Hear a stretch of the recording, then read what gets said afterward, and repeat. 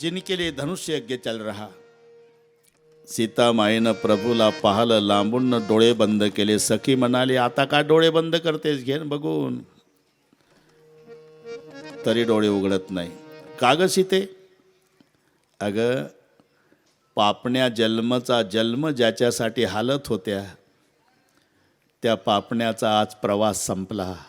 जगाचा बाप त्यांना दिसला, म्हणून आता पापण्या उघडायचं कारण आहे. साध्य प्राप्त झालं ना.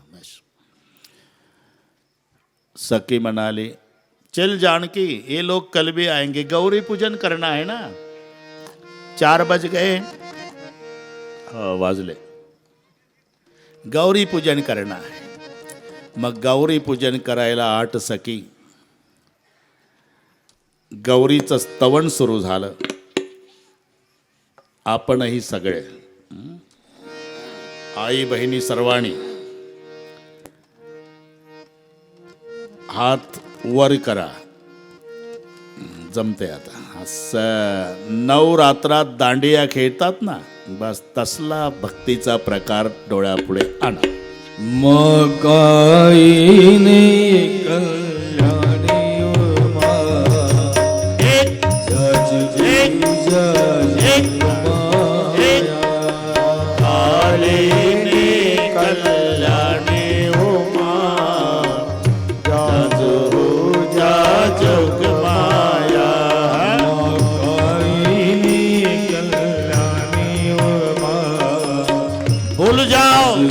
अपने अपने संसार को याद करो. तुळजा भवानी कल्याणी उमा, जाज हो जा जग माया. शाबास.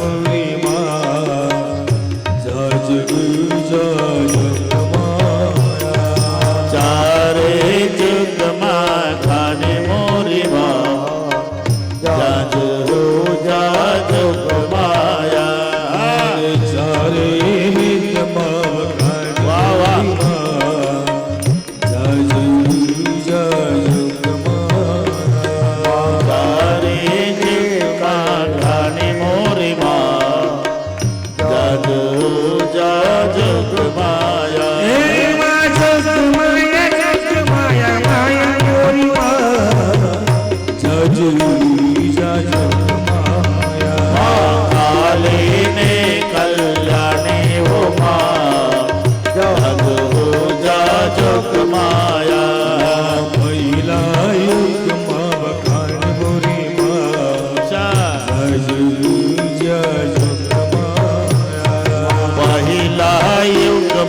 खाने मोरी मा, जादू जा जग माया.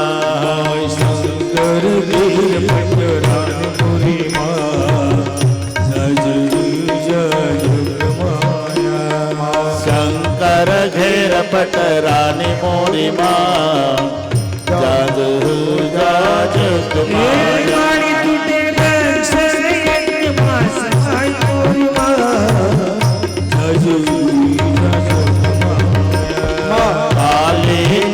कल्याणी उमा, जाज हो जा जग माया.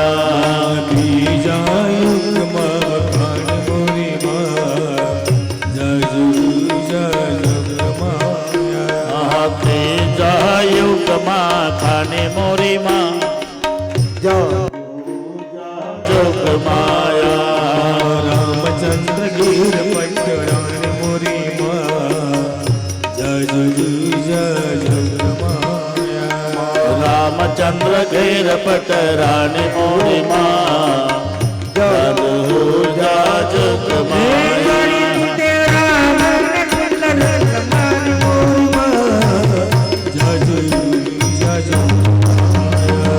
मालिनी कल्याणी उमा, जाज हो जा जग माया.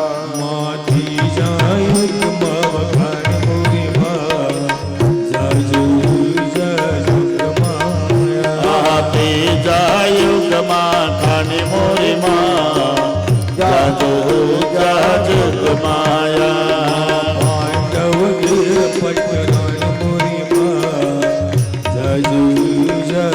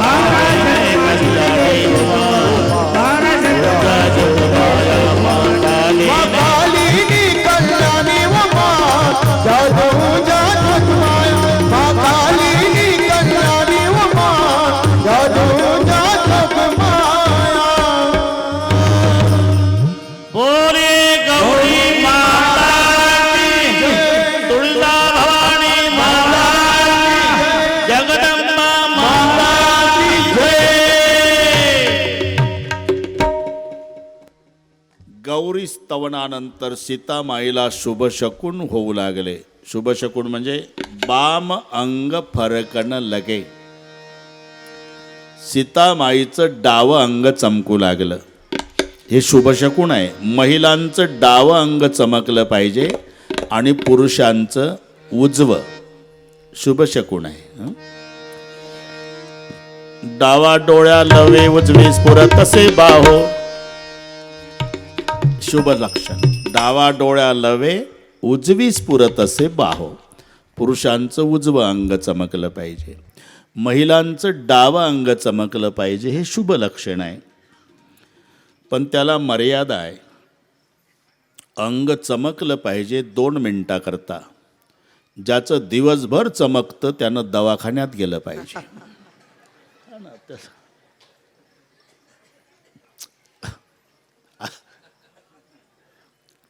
अंग फरकना चाहिए. 2 मिनट के लिए.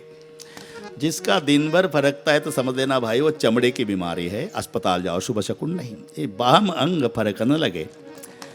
आशीर्वाद मिळाला गौरी मातेचा. सुनो सिये सत्य आशीष हमारी, पूजे मन कामना तुम्हारी. आणि गौरी पूजन करून सखी समवेत सीतामाई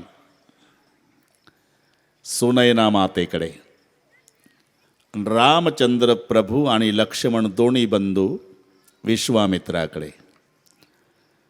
उशिरा येण्याचं कारण गुरुजीनं विचारलं नाही, रामानेच सांगायला सुरुवात केली. काय शुद्ध अंतकरण असेल. नाही तर गुरुजीनं जर विद्यार्थ्याला विचारलं.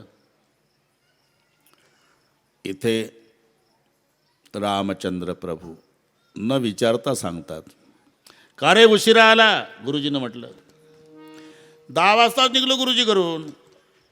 मग उशीर का झाला. एक रस्त्यात सुंदर मुलगी बघितली, अर्धा तास बघण्यात गेला म्हणून उशीर झाला. सांगाल का विद्यार्थी. जगाचा बाप.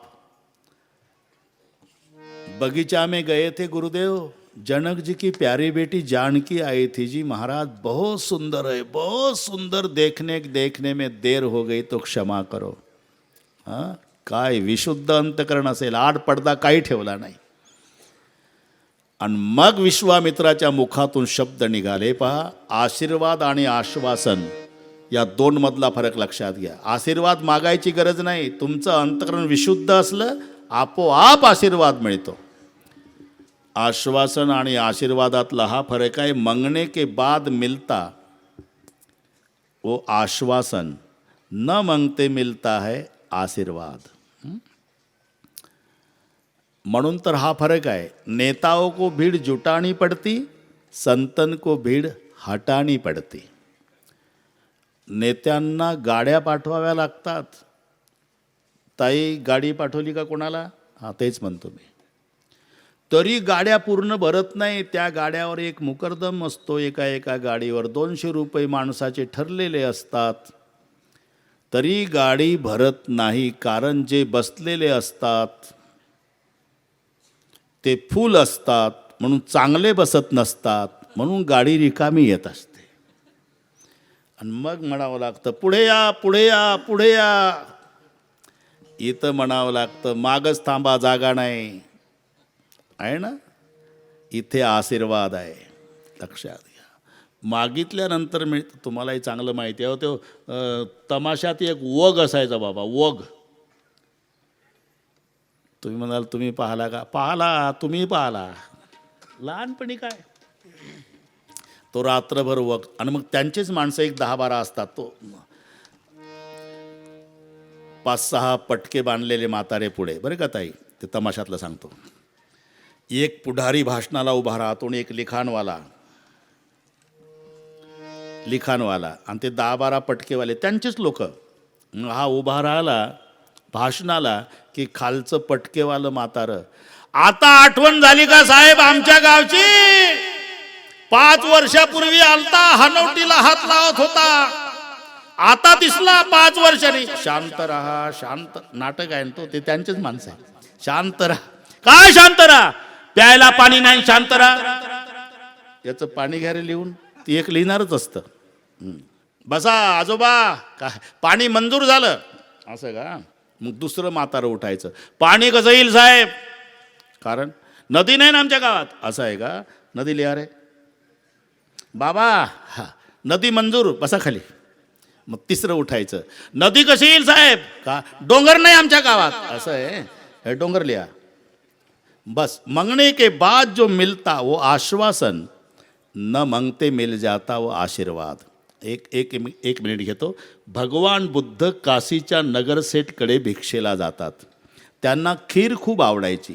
भगवान बुद्धाला नगरसेठनं आवडीनं खीर केली, कमंडलू पुढे ठेवला.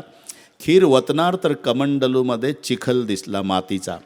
तेव्हा नगरसेठ म्हणाले, भगवान आपके कमंडल में कीचड़ भरा, मेरी गलती हो गई, मी धोके लाता हूँच नगरसेठ. आणि म्हणून भगवान बुद्ध गेले, कमंडलू स्वच्छ धुवून आणला, पुन्हा ठेवला. नगरसेठनं खीर ओतली आणि नमस्कार करून म्हणाले, भगवान जी मुझे आशीर्वाद दो. भगवान बुद्ध बोले, आशीर्वाद की कीमत कितनी है नगरसेठ? खीर इतनी या खीर से ज़्यादा? बोले खीर 2 रुपए की है भगवान, आशीर्वाद बहुत कीमती होता है. अच्छा तो तूने पहली बार मेरे कमंडल में 2 रुपए की खीर क्यों नहीं डाली? बोले कमंडल में कीचड़ भरा था करके मैंने खीर नहीं डाली. देखो नगर सेठ, मेरे कमंडल में कीचड़ था तो तूने तुम्हारी 2 रुपए की खीर नहीं डाली. ये तेरा काया का कमंडल पूरा विकार से भरा है, मैं मेरा कीमती आशीर्वाद नहीं दे सकता. तो आशीर्वाद मांगना नहीं पड़ता, मिल जाता है अंतकरण की विशुद्धि होने के बाद. रामचंद्र लक्ष्मण पाया पडल्याबरोबर विश्वामित्राच्या मुखातून आशीर्वाद निघाला. सुफल मनोरथ होई तुम्हारे, सुफल मनोरथ होई तुम्हारे, सुफल मनोरथ होई तुम्हारे, शाबास. सुलभ मनोरथ होई तुम्हारे. रोम लखन सुनी भय सुखारे, राम लखन सुनी भय सुखारे, राम लखन सुनी भय सुखारे, राम लखन मुनि भय सुखारे. सुफल मनोरथ होई तुम्हारे, सुफल मनोरथ होई तुम्हारे, सुफल मनोरथ होई तुम्हारे, सुफल मनोरथ होई तुम्हारे. सुफल मनोरथ होई तुम्हारे. आशीर्वाद. आता रामाला जर आशीर्वाद द्यायचा होता तर एक वचनी क्रियापद पाहिजे होतं. सुफल मनोरथ होऊ तुम्हारा. तुम्हारे दोघालाही आशीर्वाद का? मंतद्रष्टा महात्मा विश्वामित्र आहे. अंतर्ज्ञानाने कळलं होतं की 8 सखीमध्ये बगीच्यात उर्मिलाई आली होती आणि लक्ष्मणानं उर्मिलाई बघितली होती, म्हणून दोघालाही दिला आशीर्वाद. लखन कल तेराही मनोरथ सुफल, सुफल मनोरथ होई तुम्हारे. झालं. दिवस संपला, रात्रही संपली. दुसऱ्या दिवशी शतानंदजी विश्वामित्रजीकडे येतात. महाराज जनक जी ने आपके साथ 2 राजकुमार उनको साथ लेकर स्वयंवर मंडप में बुलाया है. खड़े हो गए विश्वामित्र. चलो राम चलो लखन, हम देखते आज विजय किसकी होने वाली. लखन जी सामने आए. बोले यहाँ जवाब दूं क्या बाबा? क्या? जिसके ऊपर आप जैसे संतों की कृपा है विजय उसी की होने वाली है. राम लक्ष्मण आणि विश्वामित्रजी जेव्हा स्वयंवर मंडपाच्या महाद्वारात येतात, सर्वांना कळालं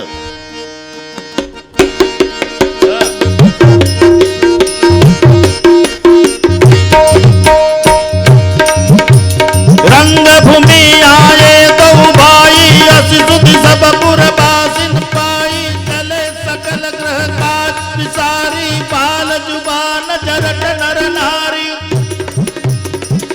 बच्चे लोग, बूढ़े लोग, जवान लोग, महिला और पुरुष सब आने लग गए मंडप के पास. सभी ने रामचंद्र को देखा। जनक जी बोले, अरे राम को संभालो, लखन को संभालो, विश्वामित्र को संभालो। देखी जनक वीर भई भारी, सुचि सेवक सब लिए हंकारी। तुरत सकल लोगन पै जाऊ, आसन उचित देव सब काऊ। उंच मंचकावर राम लक्ष्मण विश्वामित्र विराजमान। देशोदेशीचे राजे आपापल्या आसनावर वेदिकेवरती धनुष्य आणून ठेवलेलं आहे। सीता माईला सख्या घेऊन येतात। चली संग लय सखी सयाणी, गावत गीत मनोहर बाणी। सर्वांचं लक्ष राम लक्ष्मणाकडे। शांतता पसरली। राजा जनकाचे बंदीजन, बंदीजन म्हणजे कुल थोरवी गाणारे भाट। जनक जी म्हणाले, बंदीजन मेरा पन कहो। बंदीजन खड़े हो गए।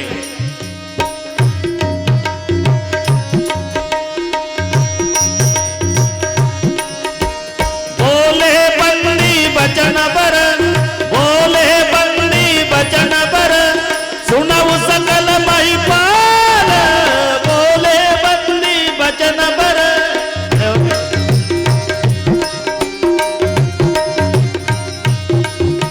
बोले बंदी बचन बर, सुनऊ सकल महिपाल। पण विदे कर कई हम, भुजा उठाई विशाल। दीप दीप में से, खंड खंड में से राजा महाराजा हमारे मंडप की शोभा बढ़ाने के लिए आए हो। सभी को पता है तो भी बताना हमारा फर्ज है। जो धनुष को उठाएगा, प्रत्यंचा चढ़ाएगा, उसी को महाराज जनक जी की प्यारी बेटी जानकी माला पहनाएगी। आए हुए राजा लोग चंद्रमा के समान है। धनुष आपके लिए राहू के समान। सगळे राजे आपल्या आपल्या मिशीवर पीळ देऊ लागले। काही इष्टदेवाचं ध्यान करू लागले। खुश झाले।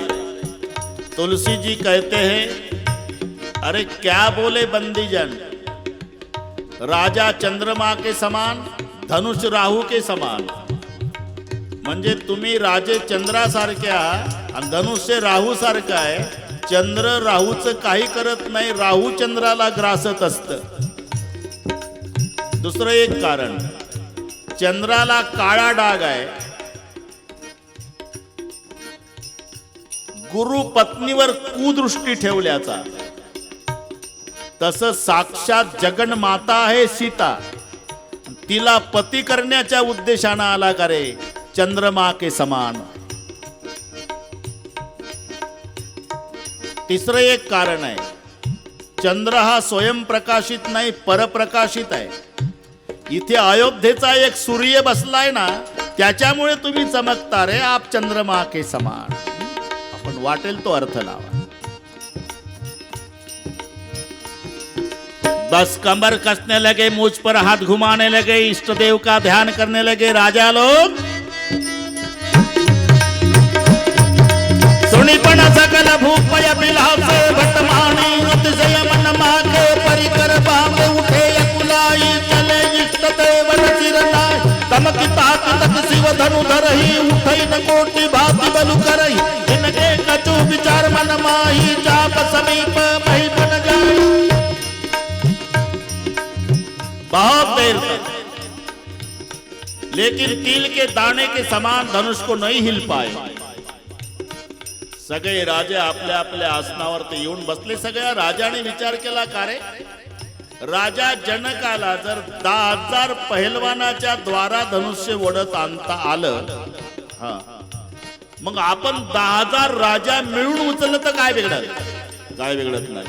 उठो भूप शासन से महाराज के उठावन करे नारा। रूप सास तसे कही बारा लगे उठावन करही नटारा गगन संवत्सरा जनु कैसे कामी बचन सती मन कैसे उगई न संवत्सरा जनु कैसे कामी बचन सती मन कैसे रूप सहस्र से कही बार लगे उठावन करहि नटारा रूप सहत दसही कई बारा लगे उठावन करही नटारा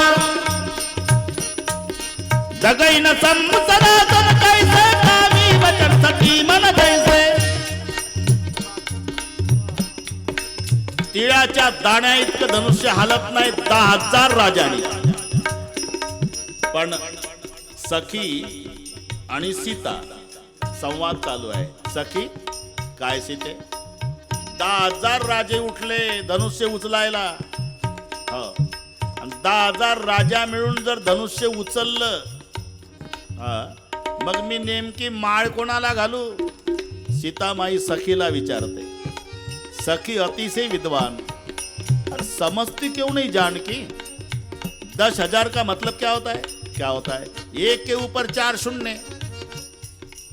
एकावर 0 10 पुन्हा 0 100 पुन्हा 0 1000 पुन्हा 0 10,000 एक पुसून काढला सगळे शून्य मग तेच सांगते तुला तो स्टेजवर बसला का नाही अयोध्येचा राम तो एकचा आकडा आहे हे बाकीचे राजे झिरोच जमा आहे 10,000 का मतलब एक के ऊपर 4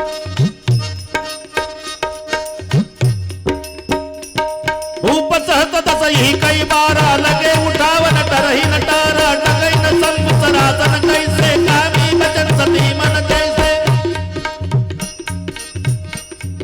सबल रूप भये जोग उपासी जैसे बिनु बिरा सन्यासी कीर्ति विजय वीरता भारी चले चाप कर बरबस हारी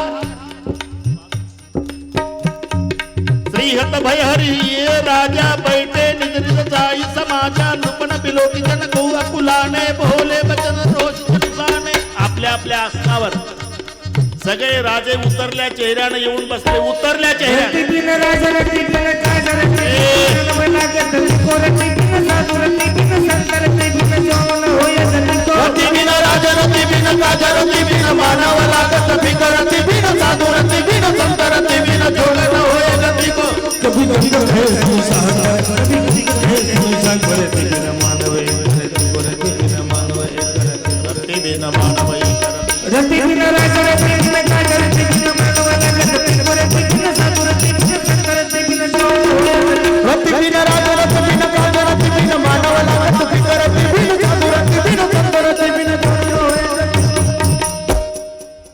उतरल्या चेहऱ्यानं सगळे राजे आपापल्या आसनावर येऊन बसलेले आहेत.